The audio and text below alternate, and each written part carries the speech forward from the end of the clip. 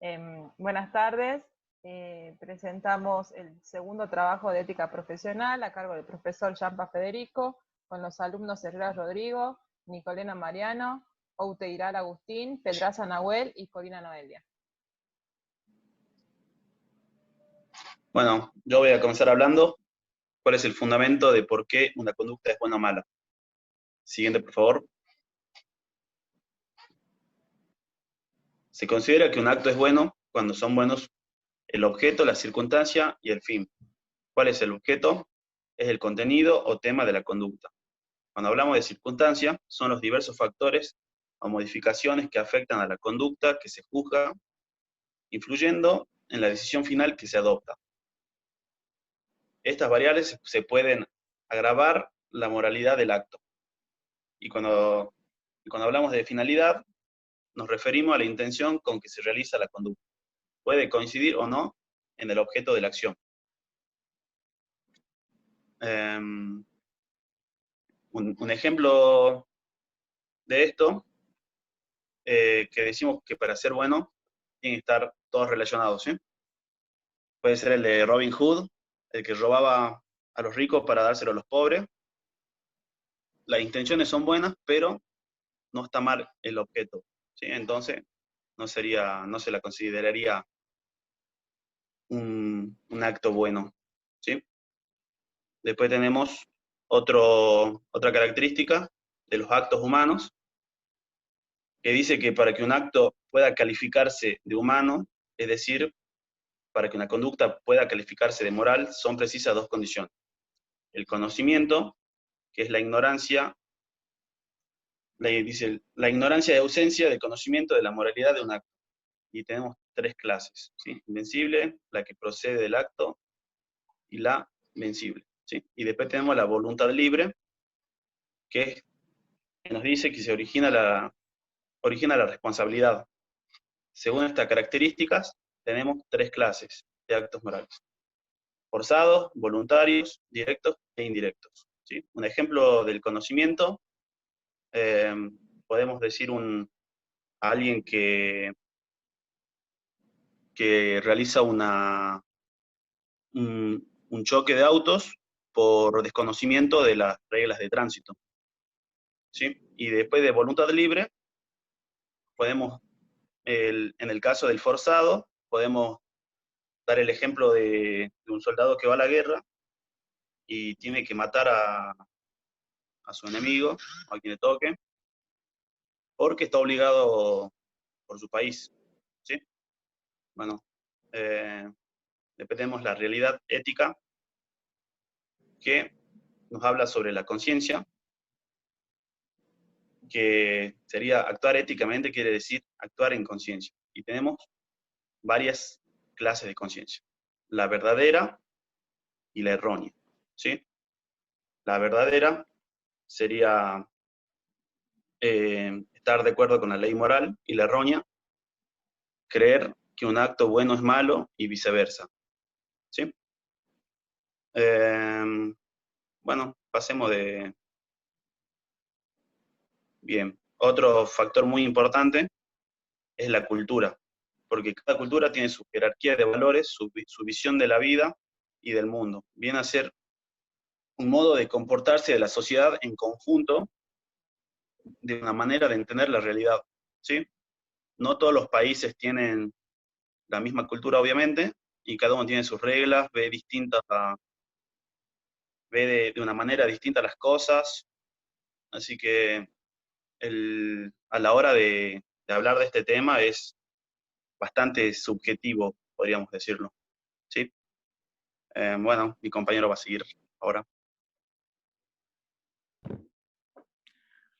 Bueno, yo voy a hablar de lo que serían las distintas definiciones del relativismo.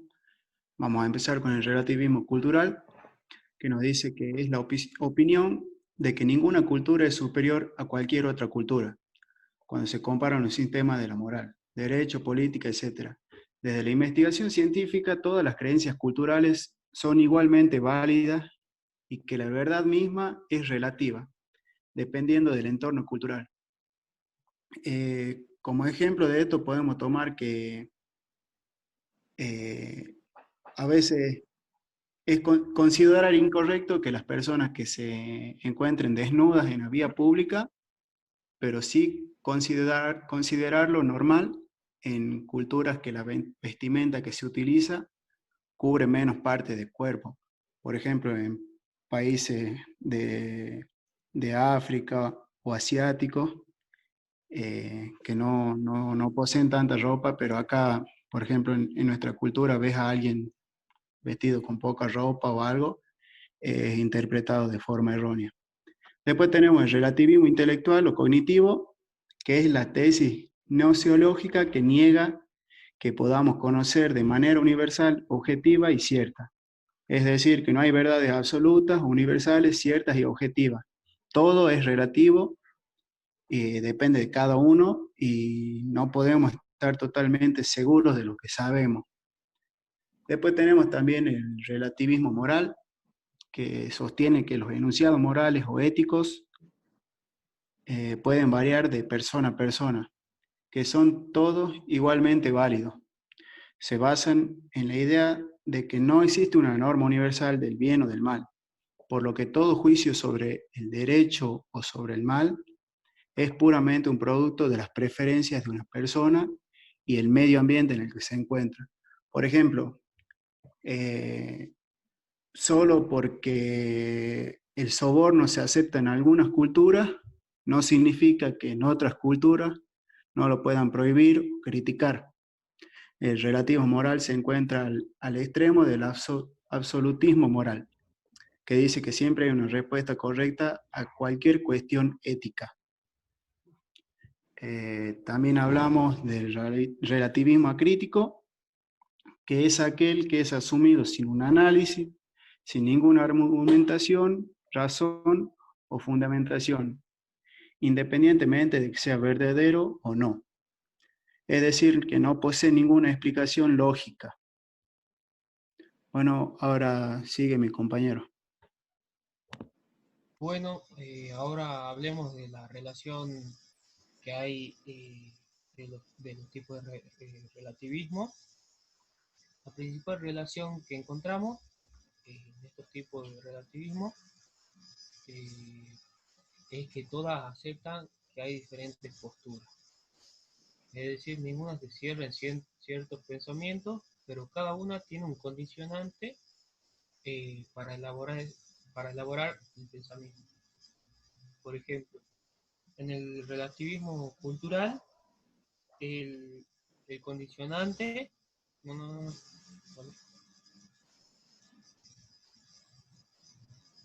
bueno, bueno, en el relativismo cultural, el condicionante es la cultura en sí, o sea, la sociedad. En el relativismo intelectual y moral, el condicionante sería la persona, al igual que en el acrítico. Bueno, a ver, Volvemos a la anterior, por favor. Ahí está. Voy a presentar algunos argumentos de los distintos tipos de relativismo. Como tenemos el relativismo cultural, define la validez y riqueza de todo sistema cultural, sostiene que la diversa de ideas y valores entre distintas sociedades no pueden juzgarse un elemento cultural de otra sociedad. Lo que importa es que tenga sentido en esa cultura.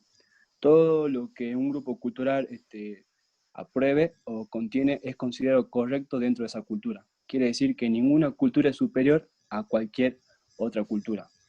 Como podemos ver, las distintas sociedades tienen distintos códigos morales, no hay patrones objetivos para determinar si un objetivo es superior a otro, debe tolerar el uso y costumbre de otra cultura, y no hay verdaderas absolutas en ética que puede aplicarse en todo momento y en todo lugar.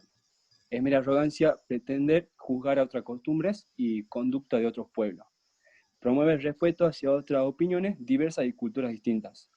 Tiene la posición más igualitaria, justa, tolerante y niega la superioridad o inferioridad, pero está en contradicción con los conceptos de libertad e igualdad. También, como podemos ver, es cómo define una sociedad o cultura, ya sea un país o una religión. ¿Qué sucede cuando en la sociedad hay un desacuerdo a través de un debate político o religioso? Todas culturas son iguales, buena o mala, con independencia de lo que haga. Si cambia el punto de vista de la sociedad, varía el criterio de lo que se considera ético. ¿Qué comportamiento debería esperarse de la minoría? Acá también hay una contradicción, que se desaparecerían las bases objetivas para, para comparaciones y críticas éticas. Se anularían las bases objetivas para desacuerdos éticos, se destruiría la propia moralidad. Pasamos, por favor. Tenemos el relativismo cognitivo o intelectual, según el cual el conocimiento humano es incapaz de alcanzar verdaderas absolutas, ya que toda afirmación depende de condiciones o contexto de la persona o grupo que lo afirma. También no hay verdad absoluta, que dice que todo es relativo, depende de cada uno y no podemos estar totalmente seguros. Como una frase que dice que nadie tiene derecho a decirle a otro lo que está bien o mal. Cada persona tiene sus diferentes perspectivas, las verdaderas serían limitadas al individuo, a lo que parece, a lo que siente, a su opinión, sin el reconocimiento de algún otro tipo de deber hasta que se llega a manipular. Cada persona construye una realidad de manera distinta. En este sentido, es correcto afirmar que las realidades son relativas y actitudes y un después son más bien conceptos opuestos, porque lo relativo también es objetivo. Tenemos también el relativismo moral, que es la creencia que da igual valor, importancia y peso a todas las opiniones morales y éticas, independientemente de quién, cómo, y cuándo y dónde se exprese. Por lo tanto, las opiniones morales y éticas pueden variar de una persona a otra. Son igualmente válidas y ninguna opinión de lo bueno y malo es realmente mejor que la otra. Que en tales desacuerdos nadie es objetivamente correcto o incorrecto. Debemos tolerar el comportamiento de los demás, incluso cuando no estamos de acuerdo con la moralidad del mismo, ya que nada está bien o mal.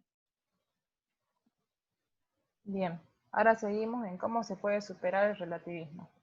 Teniendo en cuenta que el relativismo es muy difícil de superar y que carece de objetividad, lo que conocemos y lo que es verdadero no puede independizarse del sujeto.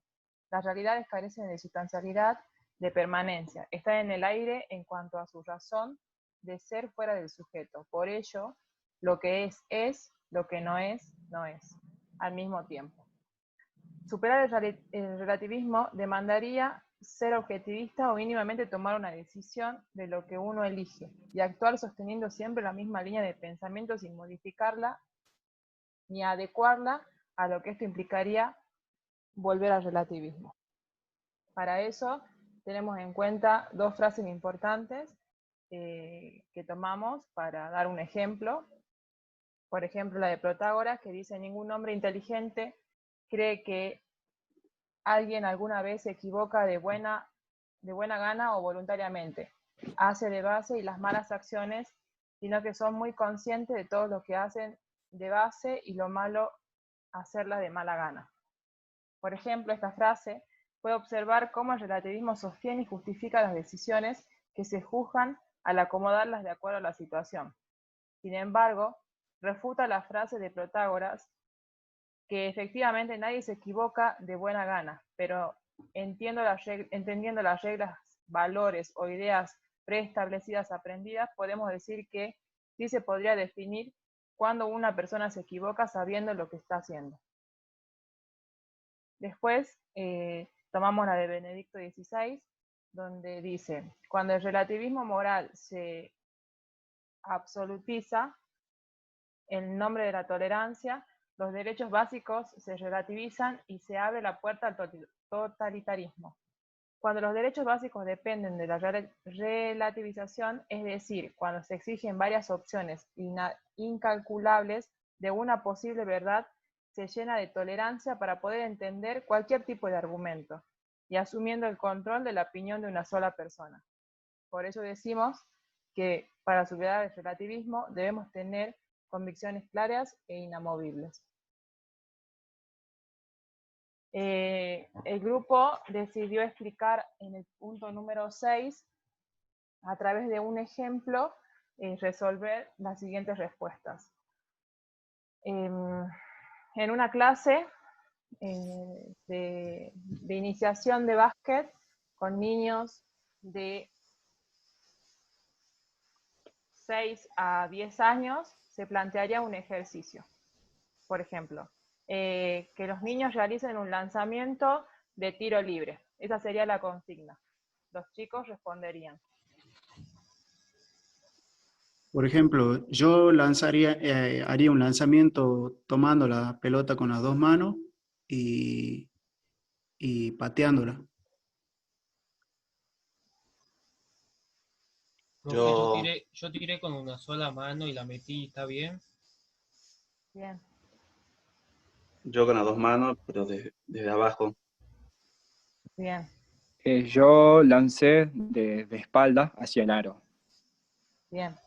Respetando lo que vimos recién, se considera que todas las resoluciones que tomaron los niños son positivas. Y en un inicio no se les dice que está totalmente mal porque es la percepción que ellos tuvieron. Pero teniendo en cuenta las reglas de la educación física, y en este caso sería una técnica, más adelante se define de manera correcta cómo debería realizarse el lanzamiento.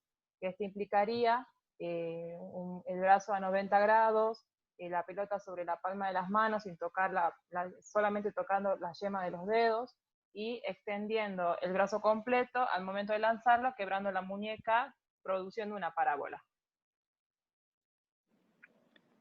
Si bien cada uno tenía diferente técnica al lanzar al aro, el fin, todo abocaron a la consigna, pero sin embargo cada uno tenía su realidad en cómo lanzar al aro.